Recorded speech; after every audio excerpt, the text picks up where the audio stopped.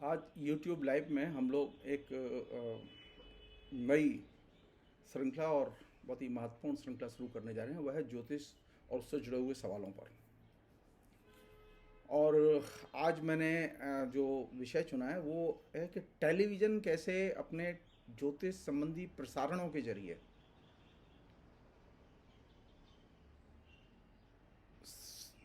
हिंदू गोलबंदी का काम करता है। और ये अपने आप में एक विलक्षण चीज़ है। ये सच है कि विगत कई सालों से मैं यहाँ जब से दिल्ली आया हूँ कलकत्ता से, मैं टेलीविज़न नहीं देखता, लेकिन कलकत्ता में जब रहता था टेलीविज़न रेगुलर देखता था। और एक अच्छी खासी मतलब जैसे समय मेरा खर्च होता था उस पर।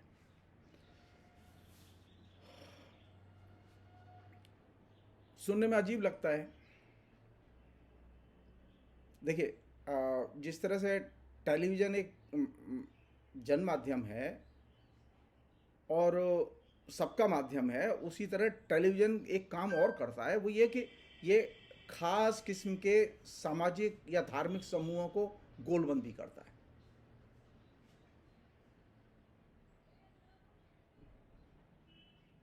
सतह पर ये धर्मों और संप्रदाय और जाति इसकी सीमाओं को स्वीकार नहीं करता एज ए मीडियम, लेकिन कंटेंट वाइज जो इसकी जो फंक्शनिंग है इंडिया में, वो धर्म और संप्रदायों के गोलबंदी के लिए काम करने वाली फंक्शनिंग है। लेकिन अगर ऐसे टेक्नोलॉजी देखेंगे तो ये सबका मीडियम है, लेकिन उसका कंटेंट देखेंगे और इस मीडियम की जो अपनी जो परिणतियां हैं उसे देखेंगे। अमेरिका से ज़्यादा विकसित टेलीविज़न हमारे यहाँ नहीं है, लेकिन अमेरिका में एक पूरी की पूरी सामाजिक व्यवस्था और सामाजिक संरचना है जिसको कि टेलीविज़न ने पोलराइज किया है। वहाँ काले और गोरों के बीच में नस्लवादी विभाजन का टेलीविज़न बहुत महत्वपूर्ण इंस्ट्रूमेंट रहा है। और वहाँ सामाजिक समूहों में टेलीविज़न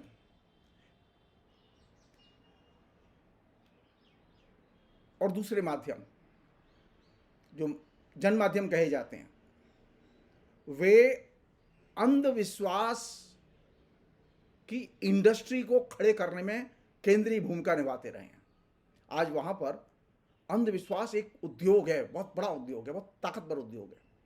अंधविश्वास को इग्नोर करके वहाँ कोई भी मीडिया काम नहीं कर सकता। और ठीक यही चीज़ भारत में भी घट रही है कि टेलीविज़न ने अपने आने के साथ जो सबसे महत्वपूर्ण काम किया है, जिसकी कोई चर्चा नहीं होती। अरे मोदी तो बहुत छोटा सा आइकॉन है जिसको लेके आप परेशान हैं। टेलीविज़न बाय नेचर संस्कार, आदत, एटीट्यूड्स के स्तर पर धार्मिक बनाने में, संस्कारित करने में, धर्म के समूह के सदस्य के तौर पर गोलबंद करने में सबसे महत्वपूर्ण प्रभावशाली मीडियम है। लेकिन इस रूप में तो इसकी कभी चर्चा नहीं करते हम लोग।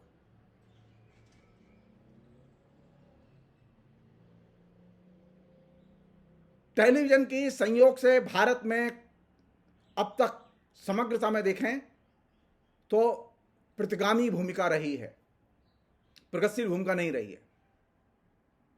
चाहे लाख दावे किए जाएं, चाहे वो कांग्रेस की सरकार हो, चाहे वो मनमोहन सिंह की सरकार हो, चाहे वो राजीव गांधी की सरकार हो या और किसी भी की सरकार हो, समग्रता में टेलीविज़न ने जो कम्युनिकेशन किया है वो प्रतिगामी और अंधविश्वास फैलाने वाला कम्युनिकेशन किया है। यह अंधविश्वास एक स्तर पर नहीं है। एक अंधविश्वास तो वह है जो कि आपके जन्म पत्री और फलादेश के जरिए आता है। दूसरा अंधविश्वास यह है वह है जो कि तमाम किस्म के विज्ञापनों के जरिए आपके बीच में विभिन्न किस्म के प्रोडक्ट के कम्युनिकेशन के जरिए आता है। तो अंधविश्वास के भी दो लेयर हैं, दो स्तर हैं। एक स्तर है परंपरागत ज्योतिष, फलित ज्योतिष, उसके फलादेश और उसका लाइव टेलीकास्ट। और दूसरा उसका जो लेयर है वो है विभिन्न विज्ञापनों के जरिए लोगों के अंदर अंधविश्वास के आधार पर गोल बंद करना। मसलन आप ये क्रीम लगाएंगे तो गोरे होंगे, जबकि सब लोग जानते हैं क्रीम लगाने से कोई आदमी गोरा नहीं होता। लेकिन ये अंधविश्वास बिठाने में विज्ञापन उद्योग महत्वपूर्ण भूमिका अदा करता है। अब फला प्रोडक्ट खाइए, आपको फला फला किस्म के फायदे होंगे, फला प्रोडक्ट खाइए, आपको फला फला किस्म के नुकसान होंगे। ये जो अंधविश्वास है, और हम जब विज्ञापन देखते हैं उससे संचालित होते हैं और उसी के आधार पर वस्तु खरीदते हैं। टेलीविजन के इस अंधविश्वास की भूमिका को लेकर हमारे बीच में कोई डिबेट, डिस्कशन, कोई संवाद नहीं है, कोई सेमिनार नहीं है, कोई प्रोग्राम्स नहीं है, कोई चर्चाएं नहीं है। यहां अभी मैं फिलहाल एक पक्ष तक अपने को सीमित रख रहा हूं, वह है ज्योतिष। और संयोग से मुझे कक्षा 6 से लेके एमए तक यानी आचार्य पर्यंत तक संस्कृत माध्यम से ज्योतिष शास्त्र पढ़ने का अनुभव है। मैं उन ज्योतिषियों की तरह नहीं हूं जो कि टेलीविजन पर आते हैं, जिन्होंने के बस पंचांग देखना सीख लिया है। मैंने शास्त्र बाकायदा गुरुमुख होकर पढ़ा है और एज ए रेगुलर स्टूडेंट पढ़ा। जेएनयू तो बाद में पढ़ने गया मैं। जब मैं ज्योतिष पढ़ता था तब भी मेरी यह धारणा थी, आज भी यही धारणा है कि फलित ज्योतिष विज्ञान नहीं है। वो शास्त्र तो है, वह अनुमान लगाने की एक संभावनाएं तो हैं, लेकिन वो विज्ञान नहीं है।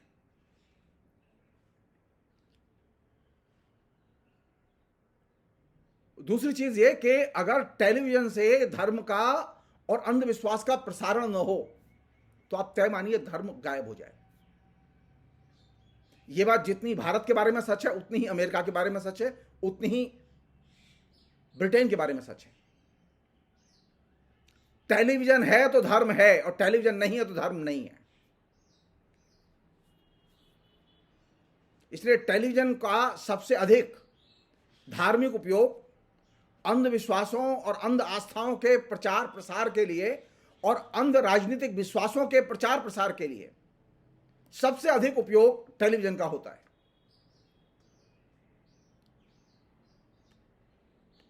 या ये कह सकते हैं कि टेलीविजन के आने के बाद में अविवेकवादी परंपराएं जो कि हाशिए पर जा चुकी थी, उन परंपराओं को पुनरुज्जीवित करने में और नई ऊंचाइयों तक पहुंचाने में टेलीविजन की केंद्रीय भूमिका है। मेरा निजी तौर पर मानना है कि हिंदुस्तान में जो अविवेकवाद की आंधी चली हुई है, उस इर्रेशनलिज्म की आंधी को निर्मित करने में टेलीविजन एक केंद्रीय मीडियम की भूमिका अदा करता रहा है।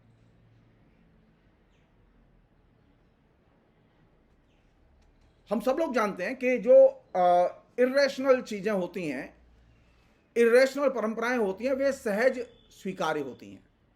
और जो विवेकवादी परंपराएं होती हैं, जो विवेकवादी संस्कार होते हैं, विवेकवादी बातें होती हैं, उन्हें लोग सहज ही स्वीकार नहीं करते।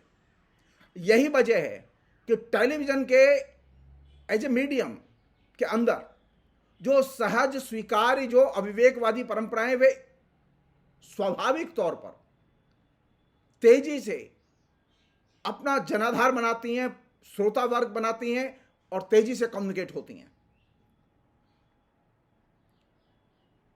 लेकिन जो विवेकपूर्ण चीजें हैं, जो जटिल चीजें हैं, वो न तो टेलीविजन सहज रूप से उन्हें स्वीकार करता है और न सहज रूप से उन्हें कम्युनिकेट करता है।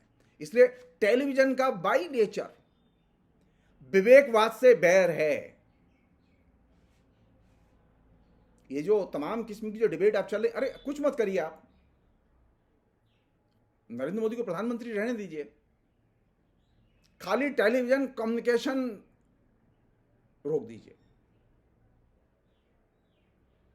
टेलीविजन कम्युनिकेशन के बिना नरेंद्र मोदी एकदम अपाहिज हैं।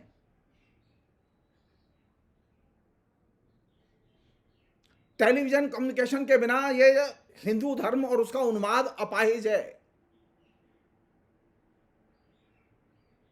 तो टेलीविजन एक बड़े मीडियम के तौर पर पहले सोचा गया था कि एक विकास मूलक माध्यम की भूमिका अदा करेगा, लेकिन अनुभव से यह पाया गया कि टेलीविजन ने विकास मूलक भूमिका तो अदा की एक सीमा तक, जैसे शिक्षा के क्षेत्र में और दूसरे क्षेत्रों में उसने अदा की, लेकिन जो लोग टेलीविजन का एक मीडियम के तौर पर इस्तेमाल कर रहे थे वे इसका अविवेकवाद के लिए इस्तेमाल रोक नहीं पाए।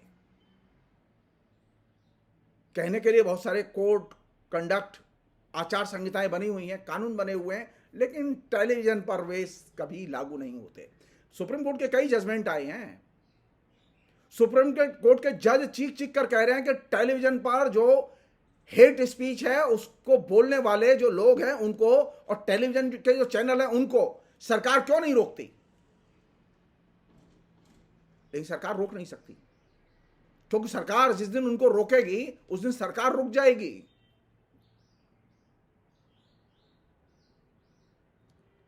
क्यों? क्योंकि टेलीविजन इस युग का खुदा है। नरेंद्र मोदी इस युग का खुदा नहीं है, मोहन भागवत इस युग के खुदा नहीं है, टेलीविजन इस युग का खुदा है। और इस टेलीविजन की खुदाई को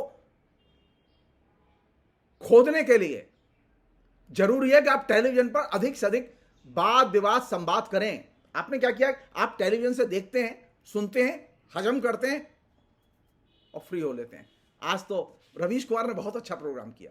अरे रवीश कुमार ने अच्छा प्रोग्राम किया तो उसका दाम क्या है, मूल्य क्या है? उसका कोई सामाजिक मूल्य नहीं है जब तक कि आप आपस में संवाद विवाद न करें। अगर कोई टेलीविजन पर प्रोग्राम आता है जो खराब है, अगर उसके बारे में जनता के बीच में तेज रिएक्शन नहीं होते, प्रतिक्रियाएं नहीं होती,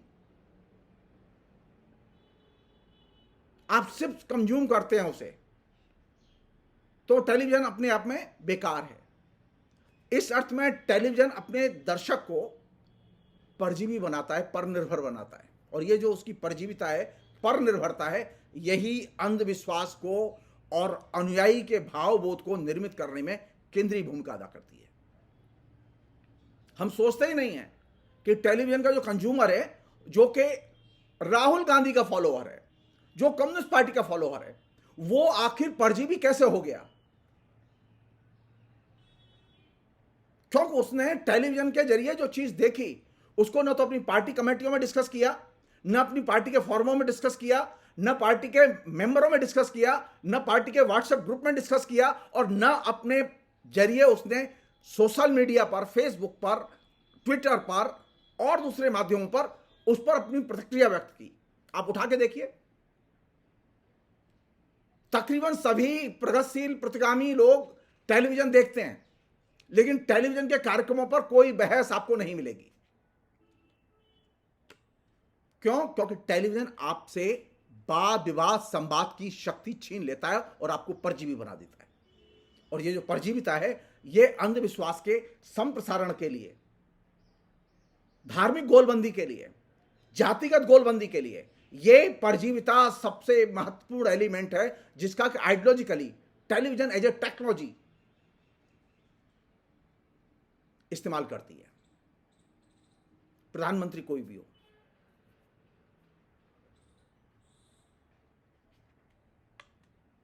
इसका प्रधानमंत्री से कोई संबंध नहीं है। टेलीविजन एज ए मीडियम वो अपने श्रोता को परजीवी बनाता है और उसके आवाज छीन लेता है।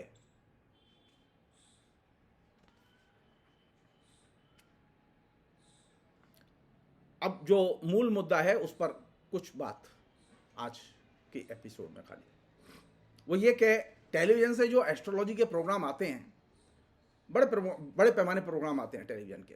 मैंने बंगाल के टेलीविजन चैनल्स पर ये लगातार प्रोग्राम्स देखे हैं। इधर मैं हिंदी के चैनल्स पे ये प्रोग्राम्स नहीं देख पाया हूँ, क्योंकि मैंने टेलीविजन देखना तकरीबन बंद कर दिया है। मैं टेलीविजन नहीं देखता। मेरा ये मानना है कि टेलीविजन से जो ज्योतिष के जो प्रोग्राम है या ज्योतिष शास्त्र के या फलित शास्त्र के जो प्रोग्राम है, और फलित शास्त्र एज ए सच वो यथास्थितिवादी शास्त्र है। इससे न तो सामाजिक जीवन में बदलाव आता है और न व्यक्ति के जीवन में बदलाव आता है।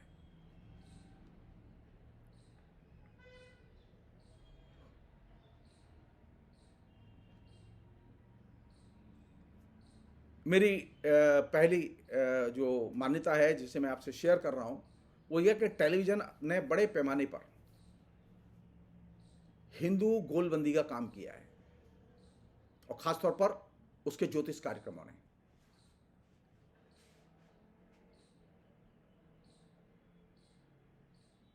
जब मैं ये आपसे बात कर रहा हूं तो मेरे जेहन में बंगाल के चैनल हैं और हिंदी के भी कुछ चैनल्स हैं जिनमें ज्योतिष के प्रोग्राम आते रहे हैं।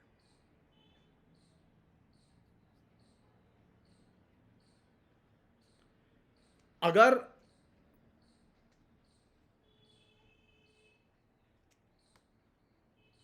ये चैनल, जैसा कि मेरा अनुमान है कि धार्मिक खासतौर पर हिंदू गोलबंदी का काम कर रहे हैं फलित ज्योतिष के प्रसारण के जरिए,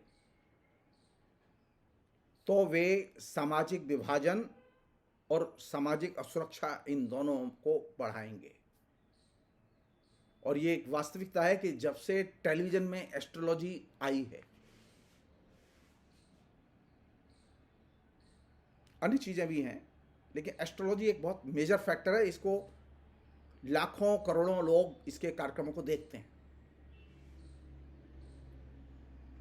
और दूसरी बात यह है कि एस्ट्रोलॉजी एज ए सब्जेक्ट, फलित ज्योतिष एज ए सब्जेक्ट बहुत ही पॉपुलर सब्जेक्ट है। इसकी प्रत्येक देश में और प्रत्येक धर्म में अलग अलग परंपराएं हैं। इस्लामिक लोगों की एस्ट्रोलॉजी अलग किस्म की है, ईसाइयों की अलग किस्म की है, हिंदुओं की अलग किस्म की है। और एस्ट्रोलॉजी में उनके तमाम किस्म के प्रत्येक धर्म के अनुयायियों के जो ज्योतिष परंपराएं हैं उनमें उसके अलग अलग उपाय भी बताए गए हैं, कर्मकांडी उपाय। लेकिन जो टेलीविजन से जो कम्युनिकेशन एस्ट्रोलॉजी का आया वो बेसिकली हिंदू फलित ज्योतिष का कम्युनिकेशन आया, और उसने हिंदू समुदाय को गोलबंद करने का और हिंदू समुदाय और हिंदुओं के संस्कारों को पल्लवित और पुष्पित करने का काम किया, और हिंदुओं के बीच में अंधविश्वासों के प्रचार प्रसार में वृद्धि का काम किया।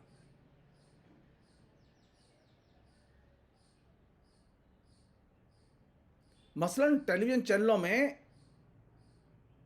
ज्योतिष के जिन फार्मूलों, पद्धतियों, उपायों और मुहावरों का प्रयोग किया जाता है वे सारे के सारे या तो हिंदू कर्मकांड से जुड़े हुए हैं या फिर वो फलित ज्योतिष शास्त्र से जुड़े हुए, जो हिंदू ज्योतिष शास्त्र है। ये दोनों ही चीजें, यानी कर्मकांड की परंपरा और फलित ज्योतिष शास्त्र की परंपरा, ये दोनों ही परंपराएं भारत की अविवेकवादी परंपरा का अभिन्न हिस्सा हैं। मैं ये अभी तक समझने में असमर्थ रहा हूं कि जब हमारा संविधान और हमारा लोकतंत्र और हमारा कानून साइंटिफिक टेम्पर के प्रचार प्रसार की अनुमति देता है और उसको संरक्षित करता है, तो फिर ये इरेशनल परंपराएं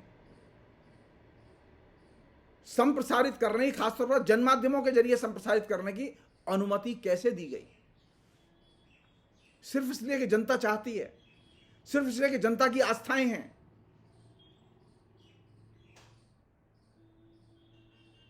अगर जनता की गलत चीजों में आस्थाएं हैं तो आप उनको रोकेंगे नहीं, जनता को शिक्षित नहीं करेंगे। और यह एक दिन की बात नहीं है, लंबे समय से यह चीज चली आ रही है। जब से टेलीविजन रेवोल्यूशन हुआ है उसके साथ एस्ट्रोलॉजी रेवोल्यूशन हुआ है। अंधविश्वास की क्रांति एक तरह से नए सिरे से पैदा हुई है और इसने नई चुनौतियों को जन्म दिया है।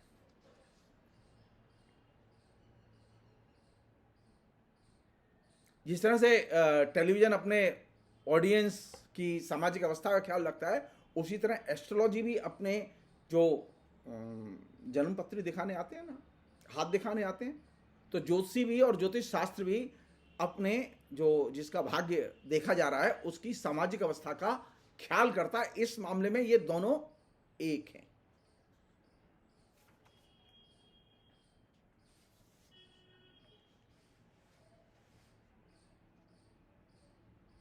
टेलीविजन कार्यक्रम कैसे होंगे, ये इससे टेलीविजन के पाठक कैसे हैं इसका अनुमान किया जा सकता है।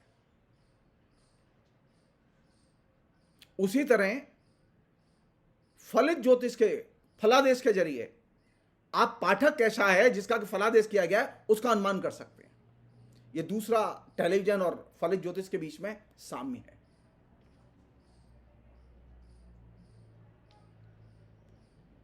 दोनों की एक तीसरी महत्वपूर्ण चीज है जो कि दिलचस्प चीज है। टेलीविजन भी फुसलाने का काम करता है अपने दर्शक को। विभिन्न विज्ञापनों के जरिए, विभिन्न कार्यक्रमों के जरिए टेलीविजन का काम है फुसलाना।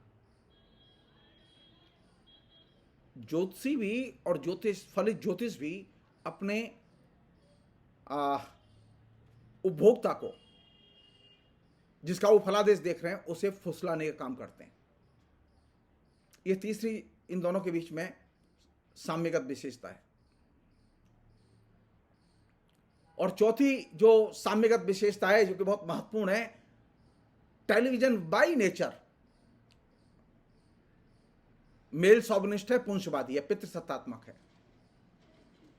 एस्ट्रोलॉजी भी फलित ज्योतिष खासतौर पर स्वभाव से और विचारधारात्मक तौर पर पुंसवादी है और पितृसत्तात्मक है।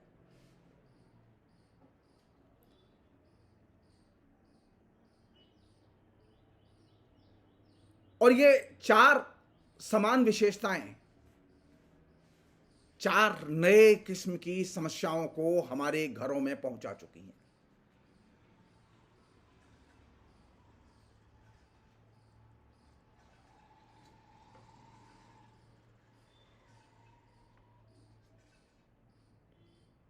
एक अन्य चीज है, टेलीविजन के ज्यादातर कंज्यूमर जो है, पाठक, दर्शक,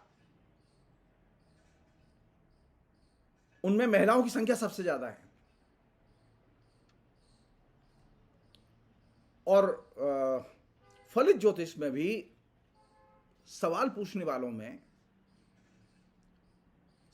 टेलीविजन पर खासतौर पर सवाल पूछने वालों में महिलाओं की संख्या सबसे ज्यादा है।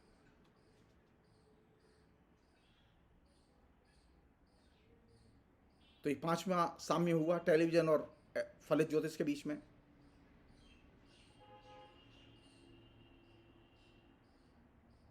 कभी कभी जब सवाल जवाब होते हैं, प्रश्नोत्तर होते हैं लाइव, तो उसमें कभी कभी महिला पुरुष की संख्याएं बराबर हो जाती हैं, लेकिन ज्यादातर समय महिलाओं की संख्या अधिक होती है।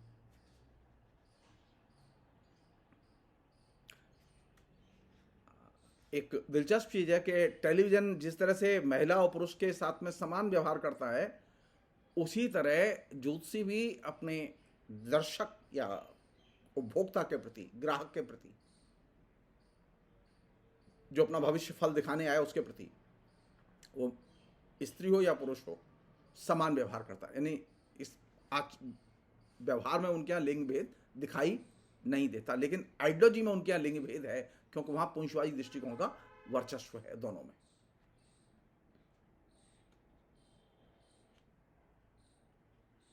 जिस तरह से टेलीविजन को घरेलू स्त्रियां सबसे ज्यादा कंज्यूम करती हैं, उसी तरह घरेलू महिलाएं फलित ज्योतिष का सबसे अधिक उपभोग करती हैं। और जब ज्योतिषी फलित ज्योतिष का कार्य व्यापार करने वाला व्यक्ति उन महिलाओं के साथ में बात करता है, तो उन महिलाओं को एक तरह से लगता है कि ये उन्हें वीआईपी ट्रीटमेंट मिल रहा है, क्योंकि वो समानता की दृष्टि से देखता है उनको।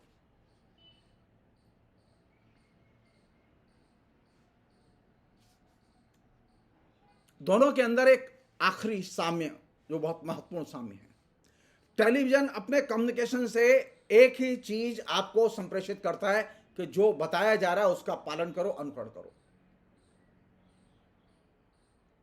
और फलित ज्योतिष का आचार्य भी जो उससे सवाल पूछने आता है वो उसे एक ही मैसेज देता है कि जो बताया जा रहा है उसका पालन करो।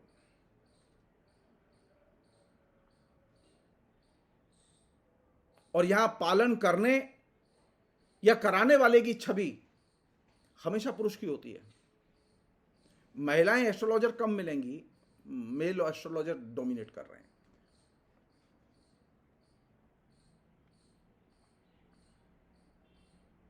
तो फैसला कौन लेगा? पालन कराने वाला फैसला कौन लेगा? पालन कराने वाला फैसला लेगा पुरुष। और यह मैसेज टेलीविजन और फलित ज्योतिष दोनों मिलकर हम लोगों के बीच में कम्युनिकेट करते हैं।